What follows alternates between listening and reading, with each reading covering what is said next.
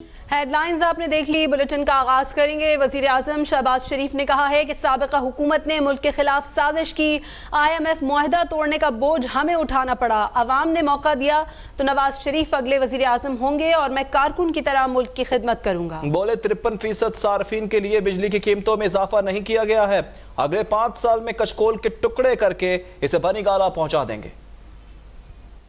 4 سال دن رات انہوں نے پاکستان کے معاشرے میں زہر گھولتے رہے اور بے تکے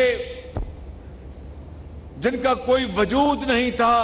وہ الزامات، بے ڈھنگے بھونڈے الزامات لگاتے رہے۔ اس کو وزیر اعظم اس کو اس وقت بنوایا گیا جھرلو الیکشن کے ذریعے، دھاندلی کے ذریعے، دوپٹے پہنا کر جنوبی پنجاب میں ہمارے مسلم لیگ نون کے لوگوں کو زبردستی اس طرف دھکیلا گیا، جہازوں پہ بٹھا کر بنی گالہ پہنچایا گیا، راتوں رات RTS بند کیا گیا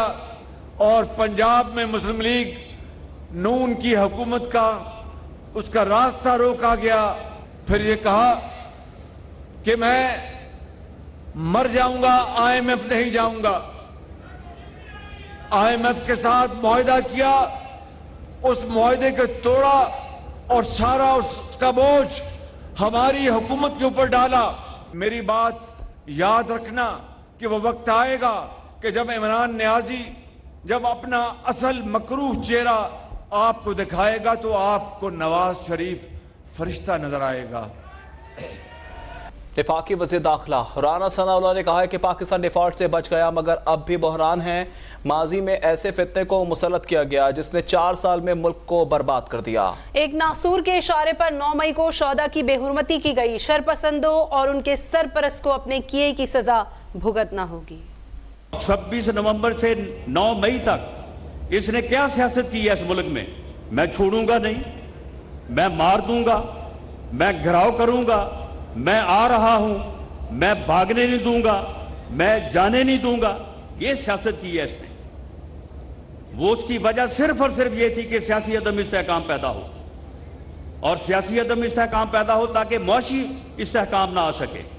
اور میاں شہباز شریف جو ہے وہ اس ملک کو جو ہے وہ سیاسی عدم استحکام کی وجہ سے جو ہے وہ معاشی طور پہ لے کے آگے نہ بڑھ سکے،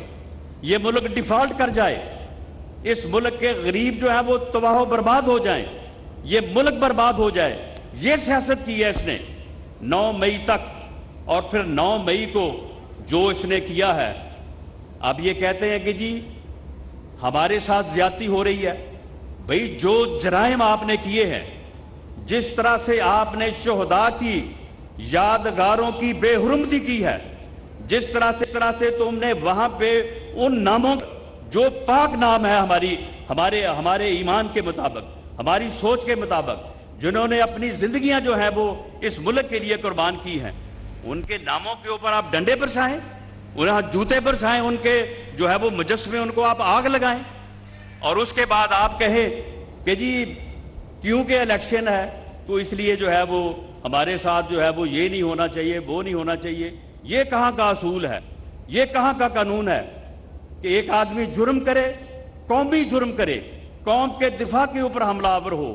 قوم کی عزت، قوم کے شہداء پہ حملہ آور ہو، اور بعد میں کہے کہ کیونکہ میں نے الیکشن لڑنا ہے لہذا اس لیے مجھے پکڑا نہ جائے، مجھے کچھ کہا نہ جائے، میرے خلاف کو کیس نہ بنایا جائے۔ یہ کوئی قانون نہیں ہے، کوئی آئین نہیں ہے۔ جو انہوں نے کیا ہے اس کی سزا جو ہے وہ ان کو ملے گی۔ ابھی سبسکرائب کریں تاکہ کوئی خبر رہ نہ جائے۔